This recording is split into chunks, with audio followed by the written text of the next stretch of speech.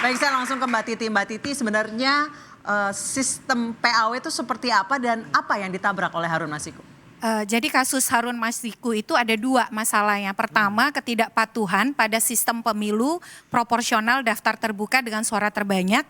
Yang kedua adalah pemaksaan caleg-caleg favorit elit lah, kalau bisa dibilang begitu.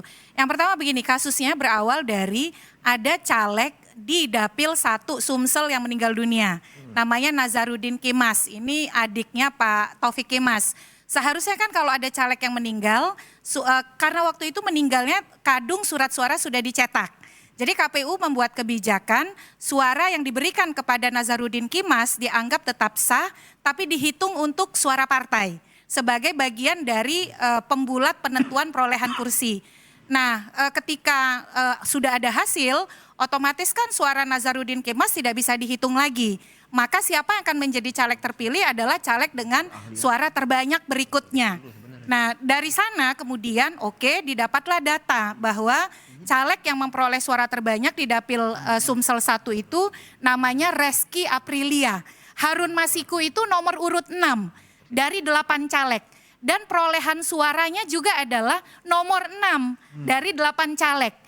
Tiba-tiba kemudian diajukanlah uji materi ke Mahkamah Agung. Ada putusan Mahkamah Agung nomor 57P/HUM/2019. Intinya adalah Mahkamah Agung mengatakan sah suara dari caleg yang meninggal dunia dihitung untuk suara partai.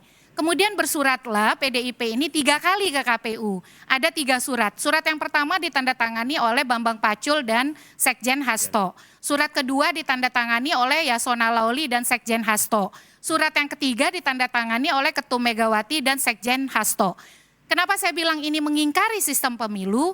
Karena yang diminta adalah agar KPU itu menentukan caleg terpilih adalah bukan Reski Aprilia yang memperoleh suara terbanyak, melainkan Harun Masiku yang memperoleh suara terbanyak nomor 6 dari 8 caleg. Dan itu dibalas oleh KPU tidak bisa begitu. Karena kalau sistem pemilu proporsional daftar terbuka suara terbanyak, yang harus menjadi caleg terpilih adalah Reski Aprilia, bukan Harun Masiku. Dari sisi logika sistem pemilu tidak mungkin Harun Masiku yang menjadi caleg terpilih. Kalau menetapkan Harun Masiku sebagai caleg terpilih, maka KPU sudah melanggar sistem pemilu, dan yang kedua KPU sudah melanggar etika sebagai penyelenggara pemilu. Nah, disitulah problemnya dari kasus Harun Masiku ini. Dari sisi pemilu tidak patuh pada sistem, yang kedua ternyata memperlihatkan ada favoritisme dari elit terhadap caleg dan mengabaikan suara dari rakyat.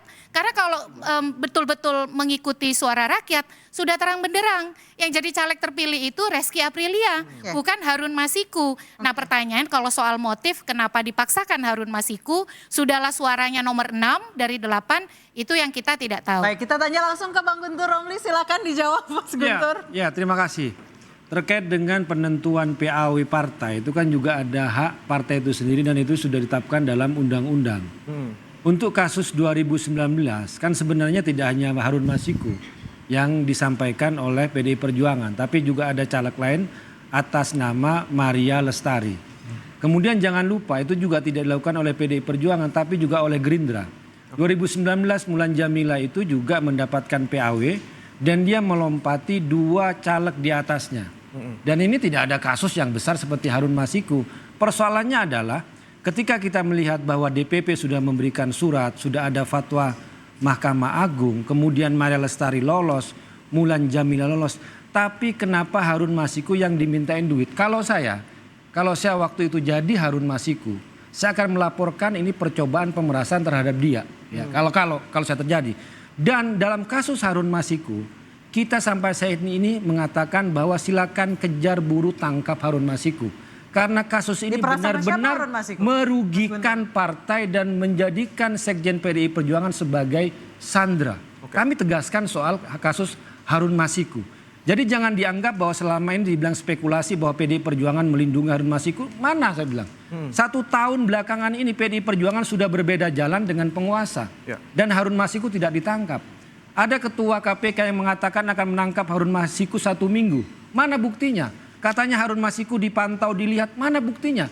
Jadi siapa yang melindungi Harun Masiku? Jangan-jangan mereka yang selama ini membuat opini yang menyerang PDI Perjuangan dan menyerang Sekjen PDI Perjuangan. Kami benar-benar sangat dirugikan dengan kasus Harun Masiku. Dan kami tegaskan bahwa selama ini Sekjen PDI Perjuangan menjadi bulan-bulanan, menjadikannya sebagai sandera politik. Setiap berbicara kritis selalu diancam dengan kasus Harun Masiku. Tapi Sekjen tetap kritis, tidak mau tunduk, tidak mau menyerah. Apapun jalannya karena merasa punya keyakinan, tidak terlibat dengan kasus Harun Masiku, tetap kritis. Oke. Itu. Mas Agung kalau melihat Mas ini. Bre, boleh saya respon soal kasus Kalimantan Barat dan Oke, juga silakan. Mulan Jamila ya. Di dua kasus itu, caleg yang kemudian di atas dari yang memperoleh suara terbanyak, Mulan Jamila kan melompati 2. Jangan lupa, 2 caleg di atasnya diberhentikan oleh partai. Oke. Termasuk juga kasus Kalimantan Barat. Sementara kasus di Dapil Sumsel 1 ini, Reski Aprilia tidak pernah diberhentikan oleh partai.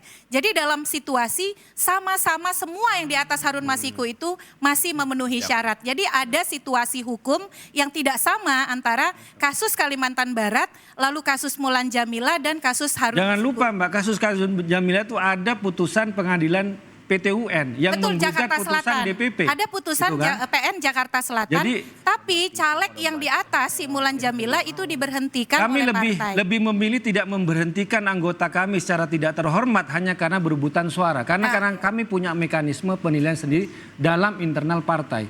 Tidak semua yang namanya dapat suara. Kalau ada laporan di Mahkamah Partai, misalnya ada upaya untuk menyalahgunakan, memasukkan suara partai menjadi suara pribadi dia, di PDI Perjuangan tegas, pasti akan melakukan pergeseran pemilihan. Jadi dalam internal mekanisme partai itu ada mekanisme sendiri, dengan segala hormat Mbak Titi. Ya, Gitu. makanya kemudian KPU, Mas Guntur tidak bisa mengikuti surat itu. Karena kan KPU harus melakukan penggantian caleg terpilih.